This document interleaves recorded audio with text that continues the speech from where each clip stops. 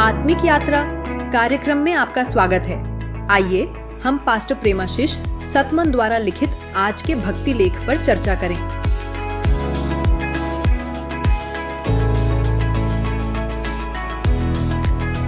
Praise the Lord.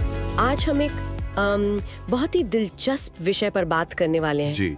ये pastor प्रेमाशीष सतमन के लेखन से है, जिसका शीर्षक है सत्य के साथ विचारों को आगे बढ़ाना।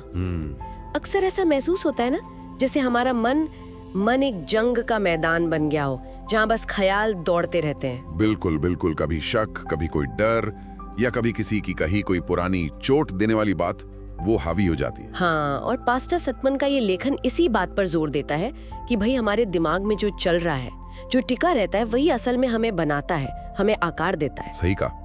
तो आज हम इसी को थोड़ा और गहराई से समझेंगे। हाँ, कि ये जो अंदर उथल पुथल मची रहती है, इससे संभाला कैसे जाए। बिल्कुल। और यहाँ एक बड़ा सवाल है कि इस पूरी क्योस को, इस अफरा तफरी को कंट्रोल कैसे करें।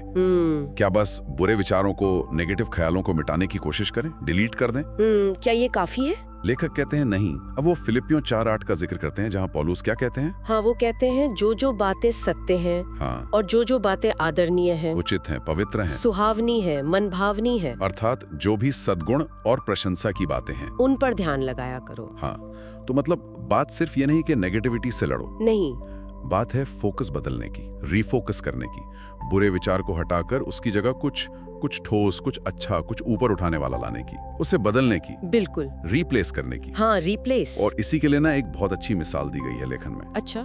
जैसे एक अंधेरा कमरा है, हाँ, तो आप अंधेरे को धक्का देकर बाहर नहीं निकालते हैं ना? नहीं, बिल्कुल नहीं। आप बस क्या करते हैं? आप बस बत्ती जला देते हैं। हाँ, और कहा गया है कि सत्य का काम भी कुछ ऐसा ही है। वो सिर्फ अंधेरे को, मतलब नेगेटिविटी को धकेलता नहीं है, वो उस जगह को रोशनी से, सच्चाई से भर देता है, बदल देता है। वाह, ये बढ़िया नजरिया है। मतलब अंधेरे से लड़ने की बजाय रोशनी ले आओ। एग्जैक्टली। तो फिर सवाल ये उठता है कि जब मन भटकने लगे, जब वो नेगेटिव ख्याल घेर लें, तो कौन सी बत्ती जलाएं, कौन सा सत्य याद करें? सही सवाल है।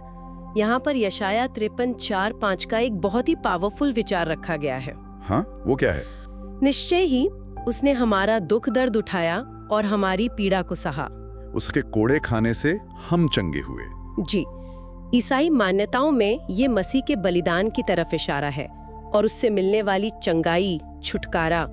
जरा सोचिए, इस एक विचार में, इसमें कितनी उम्मीद है, कितनी आजादी, कितना सुकून मिल सकता है। हाँ, खासकर जब हम मुश्किलों से गुजर रहे हों। बिल्कुल, ये सिर्फ एक आयत पढ़ना नहीं है, ये एक पूरी नई सच्चाई को अपनाना है। और ये सिर्फ थ्योरी नहीं है ना? हाँ, इसे प्रैक्टिकल बनाने का तरीका भी बताया गया है। हाँ, बिल्कुल। जैसे जब चिंताएं एकदम तूफान की तरह आ जाएं और लगे कि बस अब कुछ नहीं हो सकता। हाँ, जो अक्सर होता है। हाँ, तो सलाह दी गई है कि एक पल रुकें, एक गहरी सांस लें, और फिर सिर्फ सोचें नहीं, बल्कि विश्वास के साथ कल्पना करें, खुद को ठीक होते हुए देखें, सेहतमंद, या उस मुश्किल से बाहर निकलते हुए देखें। अच्छा। या वो परीक्षा जिससे डर लग रहा है, उसमें कामयाब होते हुए देखें।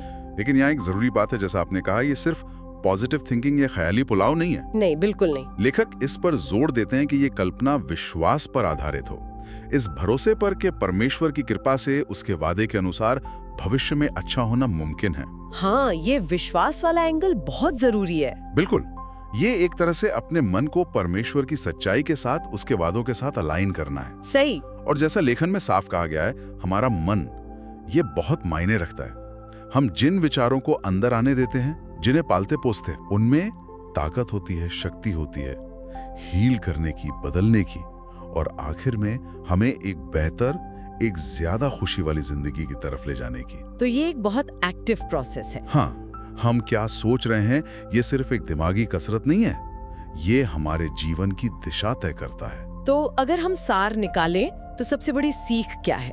मेरे ख्याल से सबसे बड़ी सीख यही है कि हमें अपने विचारों का मालिक बनना होगा, एक्टिवली चुनना होगा। हाँ, जानबूझकर चुनना होगा कि हम अपना ध्यान कहाँ लगा रहे हैं। बिल्कुल।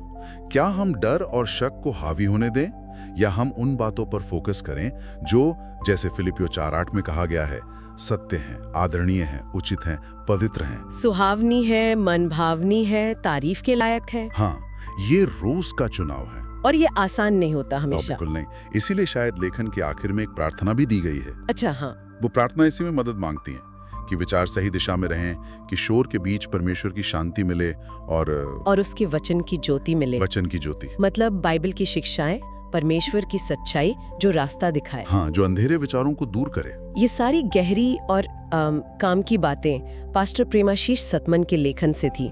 हमें सोचने पर मजबूर करती हैं कि मन के अंदर क्या चल रहा है उसे गंभीरता से लें। बिल्कुल। तो अब जाते जाते एक सवाल हम सुनने वालों के लिए छोड़ जाते हैं। ये सवाल सीधे उसी लेखन से है। तो इस वक्त अभी आप किस बारे में सोच रहे हैं? आज आत्मिक यात्रा कार्यक्रम को सुनने के लिए धन्यवाद, जहां हम हर दिन परमेश्वर के वचन पर चर्चा करते हैं। अगर आज का कार्यक्रम आपके लिए आशीषकारी रहा हो तो इसे अपने परिवार और मित्रों के व्हाट्सएप ग्रुप में जरूर साझा करें। कल फिर मिलेंगे। धन्यवाद।